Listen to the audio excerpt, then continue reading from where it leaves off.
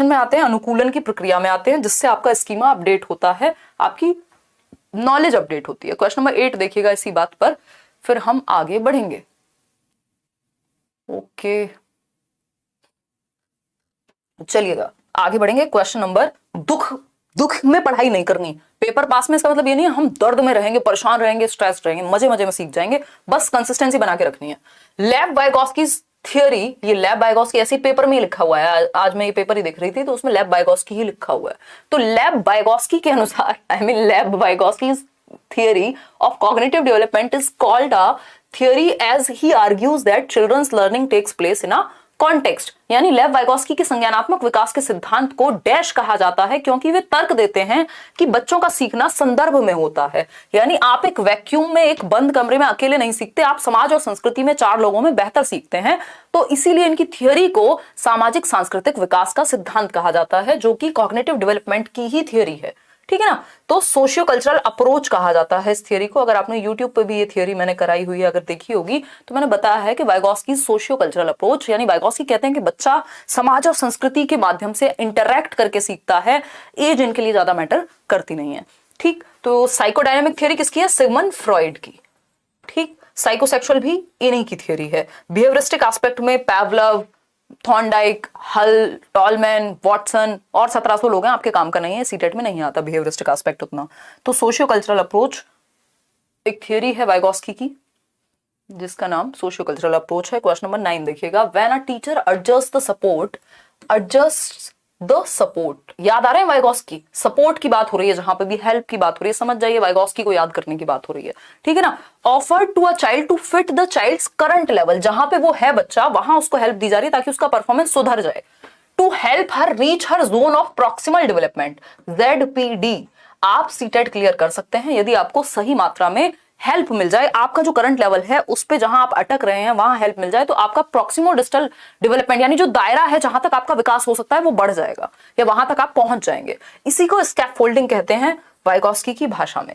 पाड़ या ढांचा कहते हैं, टेम्परेरी हेल्प है ये। जब आप साइकिल चलाना सीख रहे थे बचपन में, किसी ने पीछे से पकड़ा, वो टेम्परेरी हेल्प थी। जब आप साइकिल चलाना सीख गए, वो हमेशा आपके पीछे नहीं भाग रहा एक व्यक्ति, है ना, वो छोड़ दिया उसने जैसे जैसे आप खुद से साइकिल चलाने लग गए। तो जिस स्टेप पे आप अटकते हैं, जिस थियरी में आप अटकते हैं, जिस टॉपिक में आप अटकते हैं, वहां से आप यूट्यूब पे जाते हैं, सर्च करते हैं और वो हेल्प ले लेते हैं, और वो टेम्परेरी हेल्प है। पेपर तो आपको खुद ही देके आना है, मैं तो नहीं जाऊंगी आपके साथ। तो ये जो टेम्परेरी हेल्प है, इसको स्कैफोल्डिंग कहते हैं वाइगोस्की के अनुसार, ठीक है जी। तो C option is the right answer. ये कोई हिंट हो सकती है, किसी व्यक्ति के द्वारा दी गई या टीचर के द्वारा दी गई, मोर नॉलेजेबल अदर के द्वारा दी गई, MKO कहते हैं वाइगोस्की की भाषा में। कोऑपरेटिव लर्निंग, डेमोन्स्ट्रेटिंग, ये सारी फालतू बातें। जैसे ही बात हो गई सपोर्ट ऑफर करना है बच्चे को करंट लेवल पे जिससे ZPD में जा सके, वो सिंपल है, पाड़ स्कैफोल्डिंग की बात हो रही है। क्वेश्चन नंबर 10 पर चलेंगे। इन प्रोग्रेसिव क्लासरूम, जॉन डुई नाम के एक व्यक्ति हैं जो प्रोग्रेसिव एजुकेशन की बात करते हैं, जॉन डीवी भी कह देते हैं इनको हिंदी में। चाइल्ड सेंटर्ड एजुकेशन की बात करते हैं। शिकागो में इन्होंने कुछ लैब स्कूल्स खोले अपनी वाइफ के साथ मिलकर के, और चाइल्ड सेंटर्ड एजुकेशन यानी लर्निंग बाय डूइंग को प्रमोट किया कि बच्चा करके सीखता है, क्या एक्टिविटी करके सीखता है। तो बच्चे का एक्टिव होना, सक्रिय होना बहुत जरूरी है। और लर्निंग क्या है? एक सोशल एक्टिविटी है, यानी ग्रुप में बेहतर सीखता है बच्चा, कोऑपरेट करके बेहतर सीखता है। बहुत हार्ड क्वेश्चन भी नहीं आए तो थे लास्ट ईयर, हैं? क्या लिखते हो अंकिता? मैम बहुत हार्ड क्वेश्चन भी नहीं आए थे लास्ट ईयर। तो ये तो बनाया हुआ है ना, ये एक प्रॉपर पूरा एक एजेंडा बनाया जाता है हर साल। जैसे ही पेपर होगा, कुछ भी चेंज होगा, तो कुछ लोग पता नहीं क्यों इतने डरे हुए हैं कि वो अपने पर्सनल फायदे के लिए, अब उसको आप बिजनेस कहो या जो भी कहो, वो उस तरह से चिल्ला चिल्ला के कहेंगे कि इतना ऐसा हो गया है पेपर, अब तो ये बदल गया है, अब तो कोर्स लिए बिना काम नहीं चलेगा, अब तो ये हो जाएगा। ये सब चीजें पहले से देखते आ रहे हैं हम लोग बचपन से, मतलब जब से भी ये फील्ड में, मैं तो बचपन में ही आ गई थी।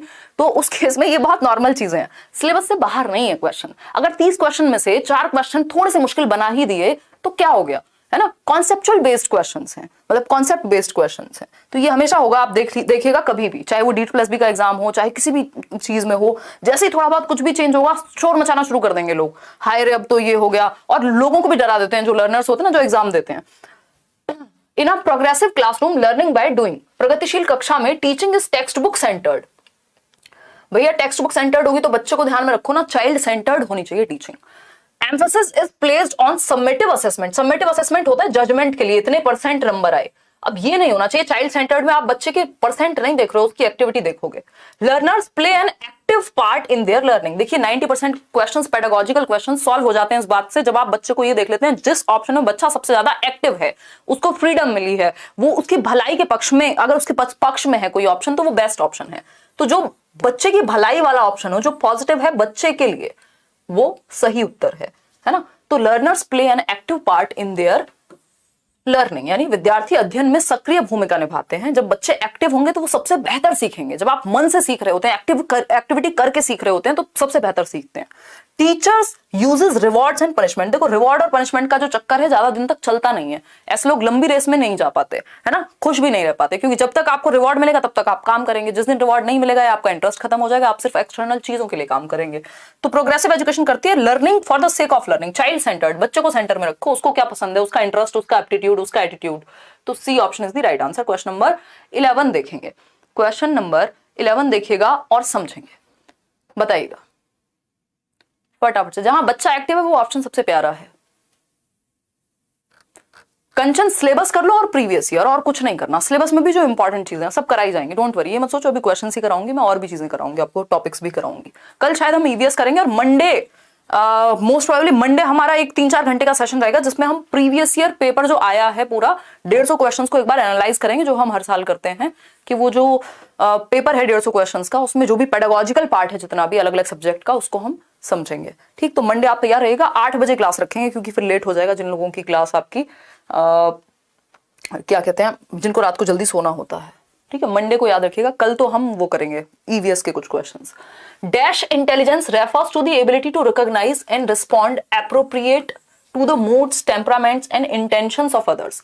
दूसरों का mood, intentions of others, others लिखा है यानी दूसरों का टेम्परामेंट, उनका मूड, उनकी इंटेंशन क्या है, यानी इंटरपर्सनल। 2 या 2 से अधिक मतलब inter state buses, international flights, मतलब 2 या 2 से अधिक देशों के बीच में। इंटरनेशनल तभी है ना वो, अदरवाइज इंट्रा का मतलब क्या है, इंट्रा स्टेट है कोई चीज। मतलब मान लीजिए दिल्ली में हैं आप और दिल्ली में ही रहेंगे, मतलब वहीं से दिल्ली में ही कहीं में जा रहे हो तो वो इंट्रा स्टेट ट्रेवल हो गया, मतलब मैं सेम ही स्टेट में हूं। इंट्रा का मतलब होता है स्वयं, सेल्फ, सिंगल। ठीक, तो इंट्रा होता, अगर ये सेल्फ के बारे में होता तो आंसर हो जाता इंट्रा। अदर्स के बारे में है तो ये इंटरपर्सनल हो गया। ये गार्डनर का जो सिद्धांत है जिसमें 8 प्रकार की बुद्धि उन्होंने बताई है, मल्टीपल इंटेलिजेंस, बहुबुद्धि में, उससे क्वेश्चन है आपका। स्पेशल और लॉजिकल मैथमेटिकल होगा नहीं, क्योंकि मैथमेटिक्स की बात नहीं हो रही, लोगों को समझने की बात हो रही है। जो लोग दूसरे लोगों को अच्छे से समझ पाते हैं उनमें इंटरपर्सनल इंटेलिजेंस होती है, टीचर्स में भी पाई जाती है कुछ हद तक, तभी आप बच्चों को समझ पाएंगे। क्वेश्चन नंबर 12 देखिए। जो लोग थोड़े सोशल होते हैं ज्यादा, उनमें ये चीज पाई जाती है, उनको पता है किसके सामने कैसे हैंडल करना है, डील करना है। ठीक है जी। ए नेता वाला लॉजिक, अच्छा। सुबह 8 बजे जीन पियाजे, दोपहर को लेवाइगोस्की, शाम को कोलबर्ग, रात में नॉम चॉम्स्की। बहुत बढ़िया जी, बहुत बढ़िया। नहीं, सुबह 8 बजे नहीं होगी मंडे क्लास आपकी। कब होगी मंडे क्लास आपकी? होगी शाम को 8 बजे। सुबह से मेरा कोई ताल्लुक होता नहीं है, कभी क्लास मेरी सुबह आपको देखने को नहीं मिलेगी, है ना। देखिएगा क्वेश्चन नंबर 12 देखिए।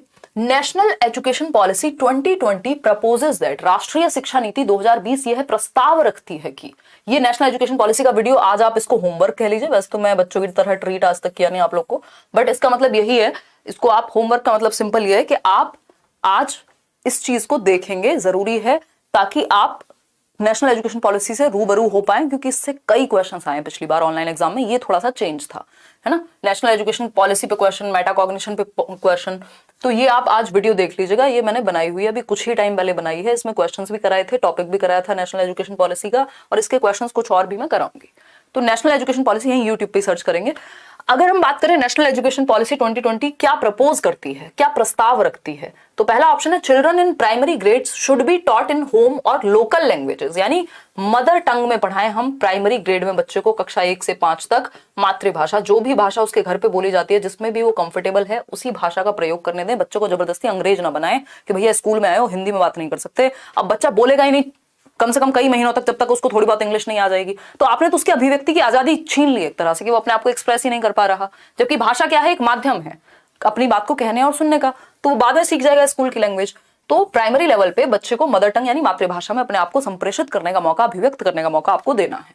बी ऑप्शन है there should be one uniform language of the language of instruction. भैया मल्टीलिंगुअल अप्रोच की हम बात करते हैं। मल्टीलिंगुअल अप्रोच क्या कहती है कि बहुभाषिता, जितनी ज्यादा भाषाएं सीखेगा बच्चा कोई बुराई नहीं है। यूनिफॉर्म का मतलब होता है सिंगल, तो यूनिफॉर्म नहीं, भैया मल्टीपल लैंग्वेज होनी चाहिए। सी ऑप्शन है, teacher should be discourage to use a bilingual approach.